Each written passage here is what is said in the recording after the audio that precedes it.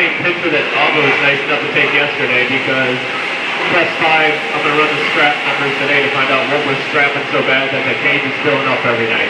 Okay, so we need to look at the robot program to see where we're getting the rejects for the parts dropping. If it's missing inserts or is it from the camera from measuring the whole rig through. Okay, so we need to look at that. We need to work on that one. And these are really exciting, these next 3. 1, 2, 3. Okay?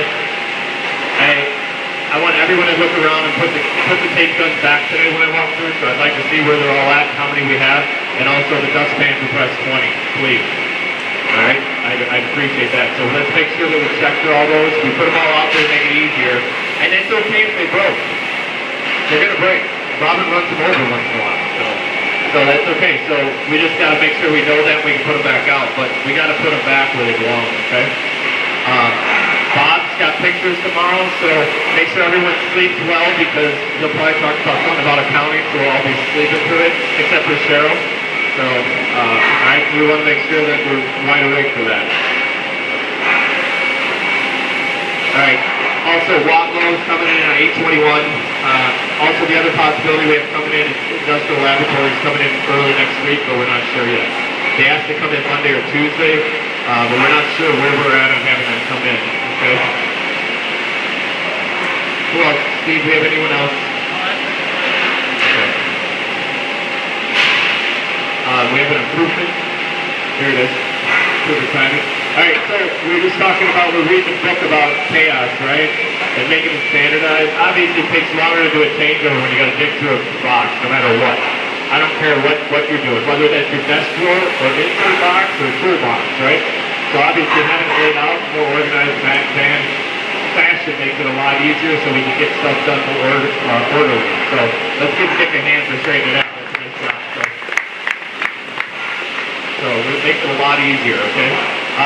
And don't get me wrong, it's easy when one person changes it over all the time, right? Because it's like our junk drawer at home, we know what's in there. But now we have other people doing things and other people are moving off and doing different stuff, so we gotta be able to have it organized, okay? Alright, so again, quality as far as whose responsibility is what they're talking about here. Stopping the line is everyone's responsibility. One day towards the end of the ramp up of production for a new model, there was a problem with getting the correct gap around the glove box door. Thinking back to prior example, the customer requirements determined to be 3mm gap, with Toyota standard being set at 2mm. In this case, the actual condition of the car coming through the process was 4mm and out of standard. The team member installing the glove box was informed of the problem, but the problem kept coming out of the process. The team member was observed and was following every step of standardized work to the letter with one exception. He had noticed the gap was a little off, but chose not to pull the hand on. Apparently, he did not want to slow the line down and thought it was no big deal. Because of his decision, the whole line filled with cars that had glove box doors with gaps larger than 2mm. Soon the final assembly line shut down completely, and it was long before every line in the entire plant came to a complete standstill. All the group leaders in the assembly plant were called over to the end of the line to go see the cars with the defective glove boxes parked at the end of the line. This simple little gap had shut down the whole entire line. At a Toyota production line, there was an inline inspection station where the quality standards were confirmed.